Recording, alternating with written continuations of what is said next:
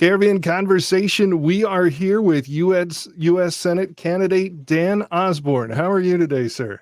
I'm doing good. Thank you. Good. Very good. Well, this has been a wild ride, and how are you doing right now? Well, this is pretty crazy because just over a year ago I was turning wrenches, and now I find myself in the closest U.S. Senate race in the country. So it's been a ride, but it's been fun, and it's been a joy just getting to know the people of Nebraska. I bet that has been a big part of it. Well, let's get right into it. We're a farm station, so I'm going to ask you right off the top here. I know Senator Fisher talked yesterday. She had a news conference and basically said, you don't know anything or don't know much about farming. What would your response be to that? Well, I would say I also didn't know anything about mechanics before I became a mechanic, and I would say I was probably one of the better mechanics out there. Not to try to toot my own horn, but I've had 180 publicly advertised events, and I was at a sale barn just this morning in West Point, learning about the business. So I would say that's a false claim that I don't know anything about farming or ranching at this point. You tell me a little bit about why. At what point did you say, I think I'm going to do this? I'm going to go after this really big office in Nebraska. What was kind of that point? Yeah, well, I haven't always been a political person. It really wasn't until corporate greed came knocking on my door in the form of Kellogg's after COVID making record profits. They went from $19 billion to $21 billion. The CEO gave himself a $2 million raise, and then they tried to take from their workers. So we stood up.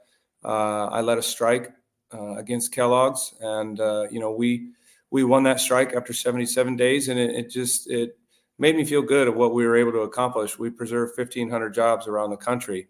And I want to continue to do that on a broader scale because I get upset with the corporate agendas. I have to give credit to Robin Williams for my commercial.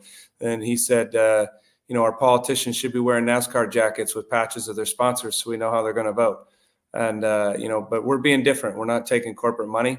I don't want to be beholden to a corporation or a party boss. I just want to work for the people of Nebraska the way the framers of our Constitution intended this government to be, a government by and for the people. This has been quite a journey over the last few months for you. What's something that's maybe surprised you along the way? I would say that, again, I've done so many events, over 180 of them. And I've been in rooms of just sometimes 5 people up to 300 people. But we are not as divided as it seems we are on the media, depending on what news source you get your news from.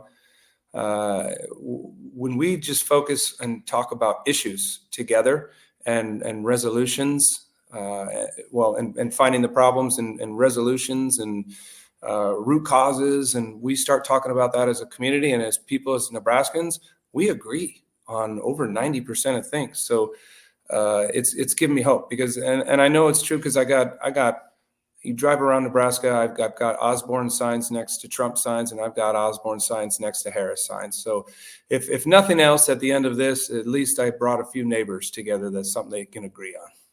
That really is hopeful. That's nice to hear because boy, right now it doesn't feel like it. So I'm glad to hear you say that. So what's the next few days look like for you? The next few days is going to be a whirlwind. It's going to be talking to good folks like you and your listeners, just trying to get my message out there.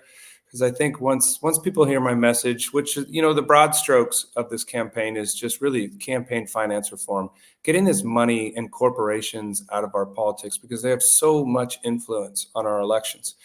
People talk about voting machines, a corporate entity or a billionaire can give $10 million to an independent expenditure to affect the race. That's the real problem in our politics. So I want to clean that up. All right. Very good. I know that you have a lot of things going on and you're a very busy man. I appreciate you taking some time with us here today on KRVN and wish you the best of luck as you go down the trail. All right. Thank you. Let's get a farm bill passed already. Yeah. Wouldn't that be nice? That would be nice. Absolutely. All right. Thank you, Dan. Appreciate it. Thank you.